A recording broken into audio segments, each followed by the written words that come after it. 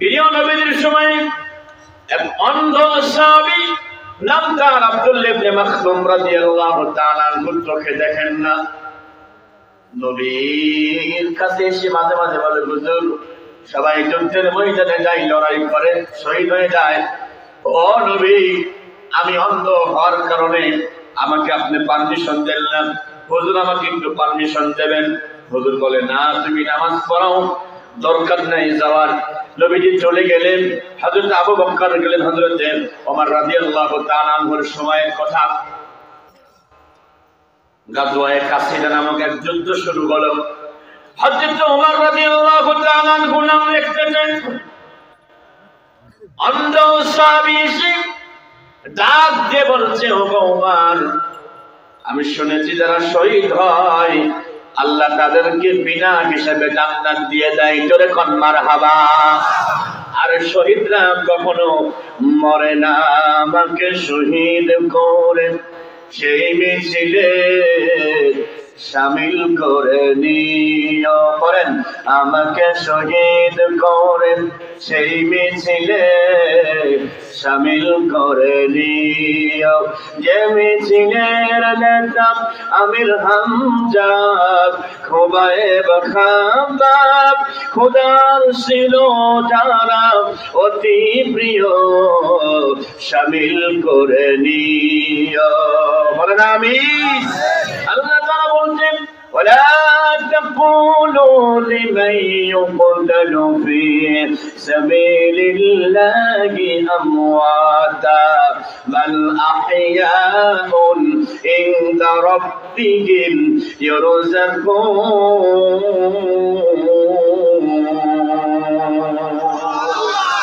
আল্লাহ বলছে, ও গোলাম, যারা আমার জন্য আমার রাস্তায় জীবন দেয় ওরা মৃত না, ওরা জীবিত, তোমরা বুঝতে পারো না। জোরে কোন সুবহানাল্লাহ।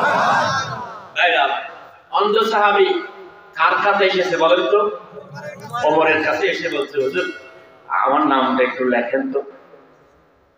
তুমি তোমার নাম যে লেখবো তো চোখেই দেখো, নাম লিখে কি মানুষ যুদ্ধের ময়দানে যাবে, তরবারি ধর্মের কথা কই দেখেন, তরবারি ধর্মের সামনে এগিয়ে যাবে, তাকবীর ধ্বনি দিবে, আপনি তো চোখেই দেখেন না, তো আপনি গিয়ে করবেন।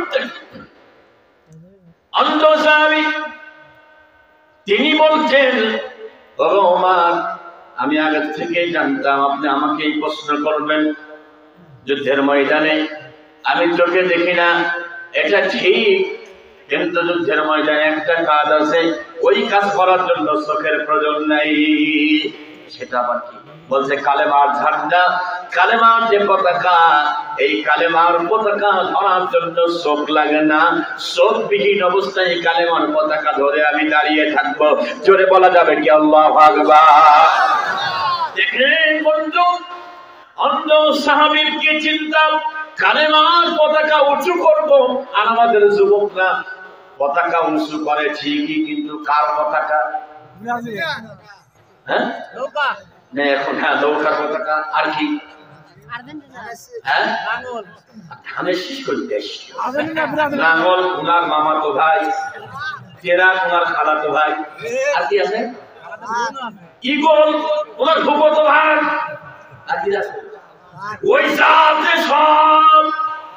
ওই সব রসুনের কি জন্য বলে বুঝে নেন, ঠিক কি না? সব কথা ভেঙে বলা লাগে না ভাই। ওনারা সব বলতেছে যে ভাই হোক সবই তো আমার, ওইটা হলো আমার, এটা হলো, টেনশন নাই। ও বন্ধু, আমরা পতাকা টানাই, আর্জেন্টিনার পতাকা, ব্রাজিলের পতাকা আমরা টানাই। অন্ধ সাহাবী তিনি কালেমার পতাকা ধরে যুদ্ধের ময়দানে চলে গেলেন। যুদ্ধ চলতে একজন কাফের পিছন দিক থেকে এসে তিনি তীর মেরেছেন।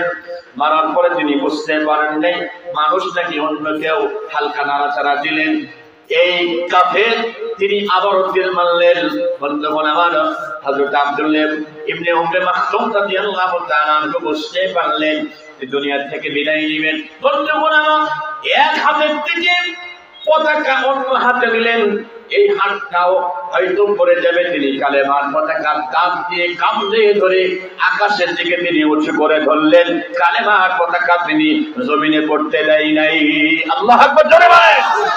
আপনার যুবকরা কান খাড়া করে শোনো, যেহেতু পাবনাতে বেশি মাহফিল হয়, এর ইসলামী আন্দোলন কর্মীরা সবচেয়ে বেশি। সামনের সময় আসতেছে, এই সময়ে কালেমার পতাকা উঁচু করে ধরতে হবে। পাবনার জমিনে কোরআনের রাজ কায়েম করতে হবে। কোরআনের রাজ কায়েম করতে গিয়ে যদি জীবন দেওয়া লাগে, রক্ত দেওয়া লাগে, আমরা প্রস্তুত। কে কে প্রস্তুত? হাত আল্লাহকে দেখা দাও। বসেন, এখানে কোনো পুরুষ মানুষ নাই ভাই, কোনো মরদ নাই। আর কি তাকবীর দেওয়ার মতো কি একটা মরদও নাই, কেউ নেই। একটা যুবক নাই যে একটা হোমকার দিয়ে তাকবীর দিতে হবে, কেউ নাই। আপনি ভাই ভিতরে আসেন। ও মনে হয় আমাদের শাহীন ভাই। আলহামদুলিল্লাহ, আপনার যুবকদের রক্ত সবসময় গরম থাকে, কথা কন ঠিক কিনা? বাপের বেটার মতো তাকবীর দিতে হবে। লিল্লাহি তাকবীর, নারায়ে তাকবীর। এবার ঠিক আছে, এবার মনে থাকো আপনার কথা কইছেন এমন স্লোগান না দিয়ে পার। হ্যাঁ মাশাআল্লাহ, আল্লাহ তুমি কবুল করো, জোরে করে আমিন। আমার ভাইরা দেখান আমার দিকে, অন্ধ সাহাবী কালেমার পতাকা গালের ভিতরে করে যাচ্ছে, কামড়ে ধরে তিনি মাথা উঁচু করেছেন, কালেমার পতাকা নিজেই পড়তে দেয়নি। ও বন্ধুগণ আমার,